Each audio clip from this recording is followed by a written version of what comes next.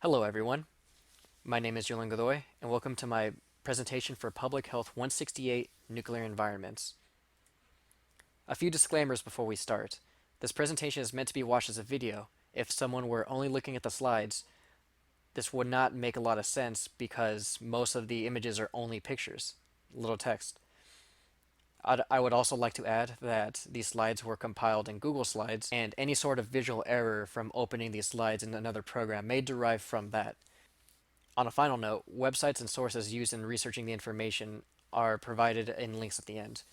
Without further ado, let's begin. We are living in a post-nuclear world, one where atomic power is not looked forward to for its unlimited promise, but rather is looked back upon for its many shortcomings. One could teach a whole course about the broad impact of nuclear technology in the latter half of the 20th century, and still not really be able to cover all the potential or tragedy that came with it. In this video, we will be taking a little time to focus the discussion on one aspect of nuclear science that is commonly known but regularly misunderstood: radiation. Now, most people will be familiar with radiation as the harmful byproduct of some of the more extreme applications of atomic science, namely the radioactivity of the nuclear waste produced from science plants, or the extreme radiation which lingers in fallout after the detonation of an atomic bomb. While we know and acknowledge that these are undeniably dangerous, most of us will never have any sort of meaningful interaction with radiation in this form. This leaves our understanding of radiation sort of vague, and worse yet, it incorrectly gives us the impression that all radiation is harmful in all forms. But the truth is, we encounter radiation every day, and almost all of it is harmless. Let's take a step back by talking about what the heck radiation even is. Radiation isn't a thing that you can be covered in exactly, but rather a process that causes groups of atoms to break apart. Radiation varies in type depending on its cause, such as the decay of large electrons or the running of an electric current. The most important factor, however, in determining if a form of radiation is harmful is how much energy it has. Higher energy radiation is far more capable of removing electrons than low energy radiation. This high energy radiation is called ionizing radiation, and it makes all the difference to one's health. As a simplified analogy, imagine the human body as a decent umbrella and radiation as rain. Now, an umbrella under normal amounts of rain will be just fine, but a different umbrella, seeing more than the usual amount of rain, let's say in a lightning storm, will start to wear off and tear if exposed to too much. In this example, the umbrella on the right was exposed to ionizing radiation, while the umbrella on the left is fine because it was exposed to non-ionizing radiation. So with this information in mind, let's set a scale for talking about amounts of radiation. A standard unit for its measure is the sievert. This amount is fairly large, however, and impractical when talking about its relation to the human body because being exposed to just a handful of these is more than enough to have someone gravely ill. Because of this, the sievert is often divided into smaller units, such as the millisievert, which is 1/1000th of a sievert, and 1 microsievert, which is 1/1 millionth of a sievert. For the following examples, we will be using millisieverts. Now, as established before, the equivalent of 10,000 millisieverts will be enough to make a person gravely ill. So let's work our way down from there.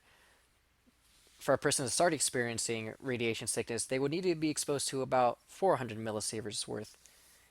For a person to start developing signs of cancer before that, they would need to be exposed to about 100 millisieverts worth. And the maximum amount an emergency worker is allowed to be exposed to in 1 year is 50 millisieverts, well below what it would take for them to become sick. So, considering that an emergency worker could be exposed up to 50 millisieverts a year, you may be surprised to know that annually the average person is exposed to 4 millisieverts. 4. That's a weirdly large amount, almost 5% of what an emergency worker is permitted to be exposed to. And while this may seem dangerous, most of this radiation comes from very common and very harmless sources. One of the more common sources of nuclear radiation comes from the use of advanced medical equipment, which accounts for about 15% of that 4 millisieverts that we saw earlier. Things such as dental x-rays and chest x-rays account for 0.005 millisieverts and 0.02 millisieverts respectively, while things like mammograms account for a bit more and will provide a dose of about zero point 0.4 millisieverts worth of radiation.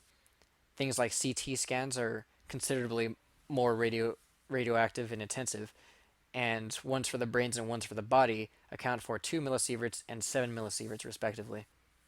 While this is a lot, it only accounts for about 15% of what the total population will be experiencing in terms of radiation. To account for the rest of it, we need to start looking elsewhere. Cosmic rays originating from outer space account for some amount of this background radiation, and while Earth's atmosphere does a pretty good job of preventing most of it, some of it still slips through. And this is especially the case when you're at higher altitudes, such as a person in a plane. Pilots and passengers alike will experience some amount of radiation, though passengers will experience far less because they're not in the air as much. People will also experience radiation if they live within 50 miles of a nuclear or coal power plant, each of which provide 0.0009 millisieverts a year or 0.003 millisieverts a year, respectively. Very small amounts. This is, of course, assuming that both power plants are up to date on their safety standards. Now, with this in mind, let's start talking about the radioactivity in the things that we eat. Of these options, which do you believe to be the most radioactive? Is it A, a hand of bananas, B, this microwaved beef stew and mashed potatoes, or C, this burrito of beans, meat, rice, cheese, and other Mexican goods? Now, if you guess B, you're exactly like I am, and you assumed that since it was microwaved, it had to be more radioactive. But this is false. In fact, the banana is actually the most radioactive thing here. The reason for the radioactivity in bananas stems from its notoriously high amount of potassium, which decays inside the body and lets loose a few atoms on its way. Other foods, such as these being displayed, are also high in potassium and accordingly rich in radiation. Rich in radiation may be a weird way of describing it, although it is true that the banana has its own radiation scale called the banana equivalent dose. This equivalent dose is only worth 1/10,000th of a millisievert, a tiny fraction. However, this does conceivably mean that if someone managed to eat 10 million bananas, that they can give themselves radiation poisoning and die. Watch out. Getting back on track, the thing that makes the bananas radioactive is the potassium found within it.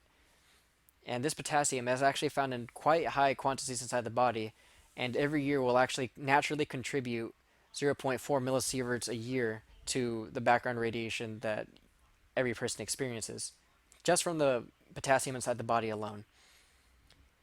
This makes all humans slightly radioactive, and sleeping next to another human for an entire night will give someone about half a banana's worth of radiation. Now, at this point in the video, you may be wondering about the radioactivity of other common appliances, such as the microwave, cell phones, and TVs. How much radioactivity do these common household appliances give off, and how right is my grandmother to worry about me when I use these? Well, they don't give off any radiation, and your grandma should not worry. The reason for this is microwaves, cell phones, and the visible light given off from TVs fall into the category of non ionizing radiation.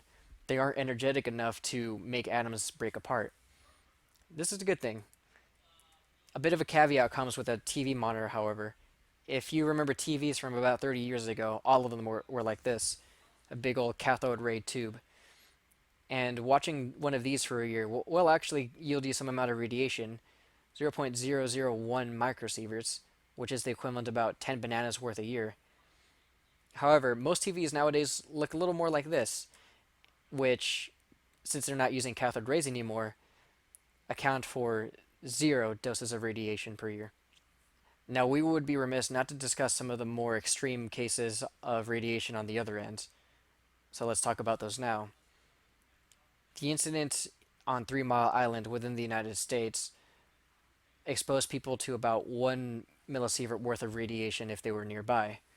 Not too much, but definitely more than any nuclear power plant should be emitting. In Fukushima, Japan, the earthquake tsunami combination, which caused the failure of a nuclear reactor, exposed some of its workers to up to 150 millisieverts worth of radiation.